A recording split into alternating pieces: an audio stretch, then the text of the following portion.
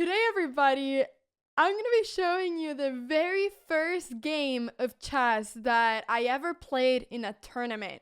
I recently found this in an old database and I looked through the game and I was like, what? What was I doing? But I was 6 years old when I played this game, and I was playing against this man that was obviously a lot older, and I was so small that I couldn't even reach, the pieces. I had to like sit like with both of like my knees on the chair because I couldn't reach the pieces. Guys, this game is crazy. Let me go ahead and show you. Okay, guys, so when I played this game that I'm about to show you, this is how I looked. I mean, I was literally so tiny. I was so happy though. Like, I was, playing chess and I was so happy. And here you can see both of my parents, my mom and my dad.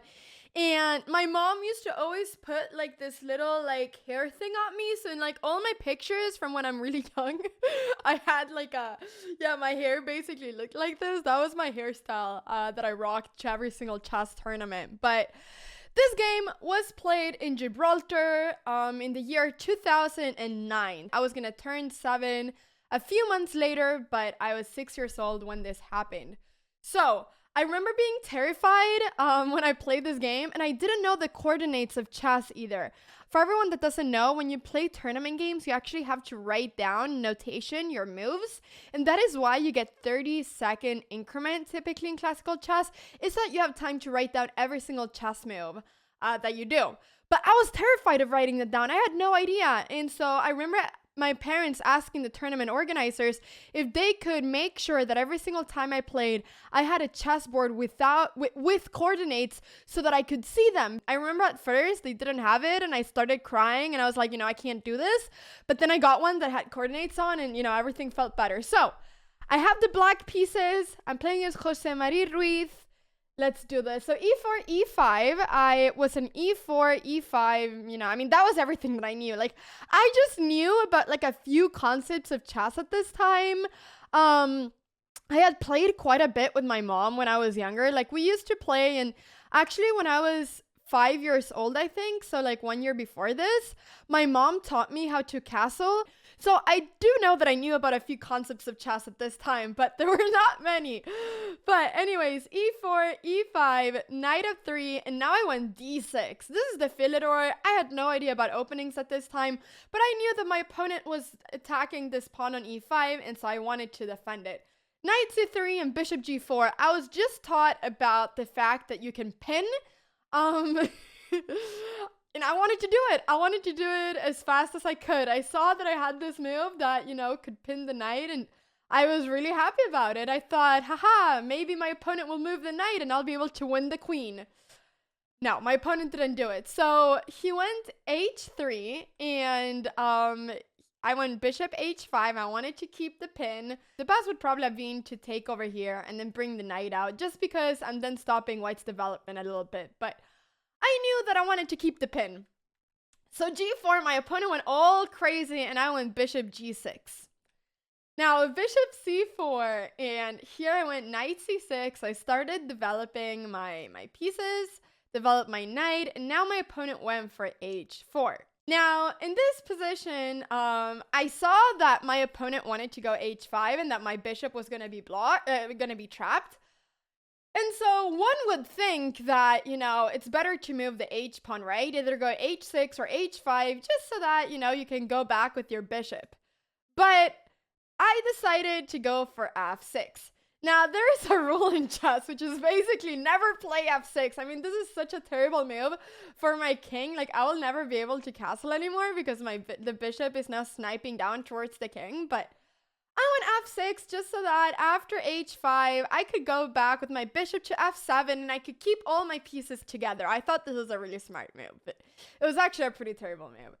But my opponent went g5 here instead, and I don't know if I've said it, but he was also like, my opponent was also like new to chess, or I don't know, he doesn't have a rating yet. Like, even today, he doesn't have any rating.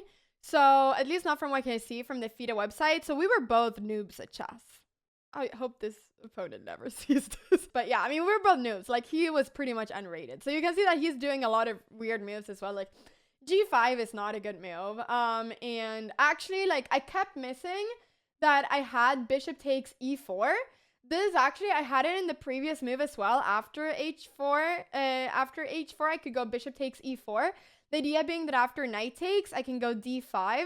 And I will just get a pretty sound position. I'll just be able to get like all my pieces out. So yeah, I constantly miss this, but it's a really hard move to see bishop takes e4. So f6, and he went g5, and then I went knight e7. This is also quite terrible. I mean, soon my king is going to be in big trouble. But I knew that development was really important, so I just wanted to develop all my pieces. In this position, I should probably have gone something. I mean, once again, bishop takes e4, but it's really hard to see, to be honest. Maybe I should have done something like queen d7 just to...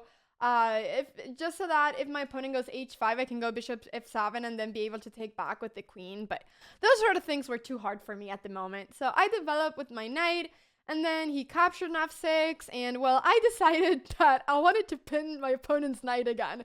As soon as I saw the opportunity to pin my opponent's knight, I was like, yes, I can do the pin again. But I completely forgot about the fact that my own knight was hanging. Now, pawn takes, and here, I think that for some reason I thought this was a fork. I don't know why, because I can literally capture this pawn with 1, 2, 3, and 4 pieces. But I thought that this is a fork, so I decided that the best thing is to keep my queen safe and just move it up one step. And what did I do? Well, I gave up my bishop as well, okay? Now, this looks really crazy, guys. It looks like I'm dead lost. But I had mate in 2 at one point. I literally turned this game around. So don't think that this game is just one-sided. You will see what happens, because the game takes an epic turn. I took back with the rook, and well, here I was really excited about the pin. I saw that the knight is attacked by the bishop and the rook and everything. So I was really excited about this position, actually. I don't really think I took into account the fact that I was a knight and a bishop down.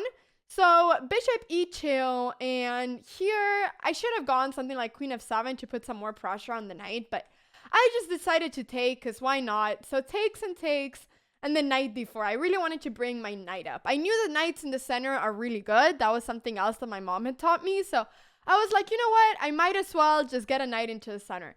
So my opponent went bishop h5 check, which is something that I've realized that a lot of beginners in chess do. When they see a check, they go for the check.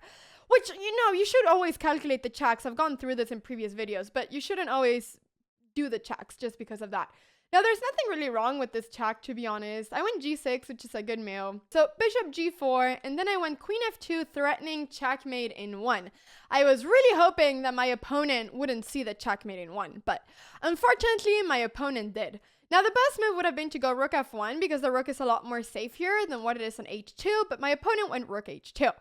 Now, I decided that it was time to bring my opponent's pieces back. So I went h5, threatening this bishop, hoping that my opponent would blunder it. But my opponent went bishop e2.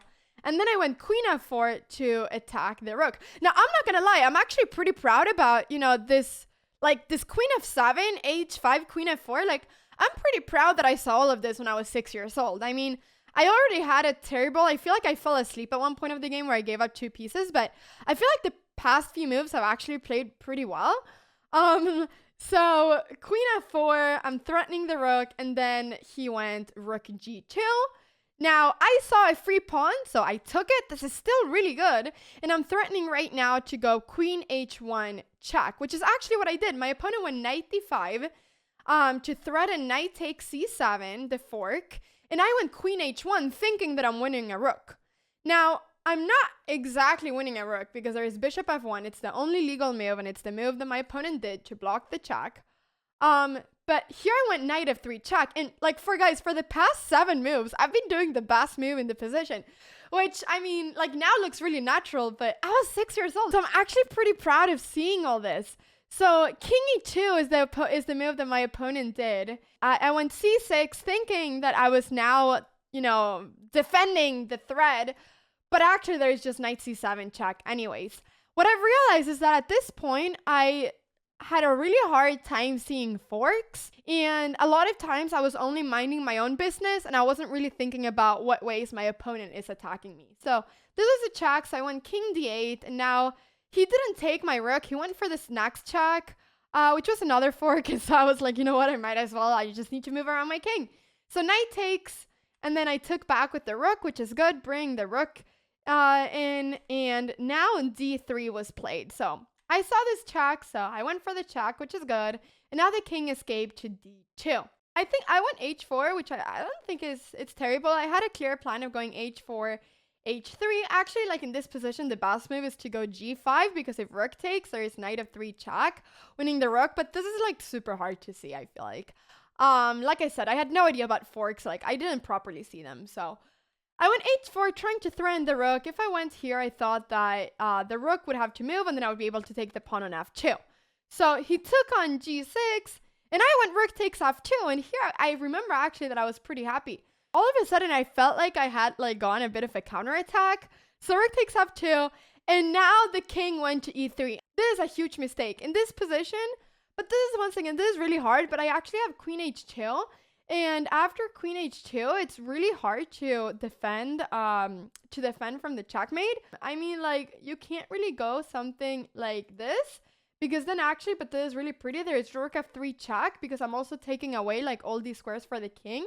And after queen takes f3, there is knight c2, and this is a checkmate. So after queen h2, it's actually going to be a forced checkmate. You can't stop like both of these checkmates, but this is really hard to see at this point. So I just went rook takes f1, and here I'm actually winning.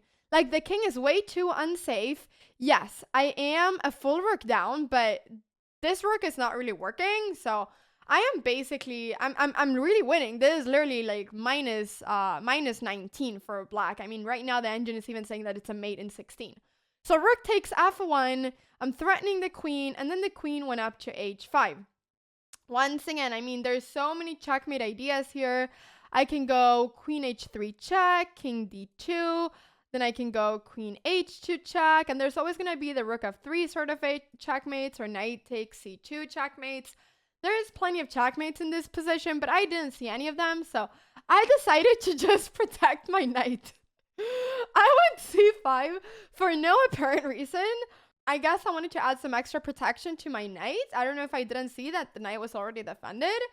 Now, in this position, my opponent has a checkmate in 3 with rook g7 check, and then king e6, queen e8 check, and then king f6, rook g6 check. But this is like really hard. Just want to show you. So c5, queen h7 check. My opponent was trying to go for a checkmate, and now if my king goes to d8 or something, there's rook g8, and I mean, if king e8, there's queen g8, and there might be plenty of checks, but here I went rook f7, simply blocking. And now, I mean, the queen has to move. There's no more check. So the queen went to h6, and now I literally had a checkmate in 1. I could go queen e1 checkmate. I had a checkmate in 1. But what did I decide to do anyways? Well, I decided to do another check. I went queen g1 check, thinking that this was amazing. Now, I am literally blundering my queen right now. I am literally blundering my queen. Like, there's rook takes g1, but my opponent didn't see it. He went king d2, and now it's a checkmate in 2. There is rook f2 check, king c3, rook c2 checkmate. Did I see it? No. I went knight f3 check, and after king c3, actually here I have queen d4 check, and after this, it's going to be another checkmate. There were so many checkmates in this position. But instead, I went b5 because I think I wanted to checkmate with the pawn. So my opponent went bishop g5, and I went king e8. And now my opponent started doing plenty of checks. Queen h8. I went rook f8, stopping the check. Queen h7, and once again, I have a checkmate in 2. Queen d4 check, king b3, queen b4 checkmate. But instead, I went for my pawn check, because I thought the pawn checks were much cooler than queen checks. b4 check, king b3, knight d4, and the game ended. I don't know if it is that I realized that I didn't have any checkmate and I resigned, or if I just lost on time.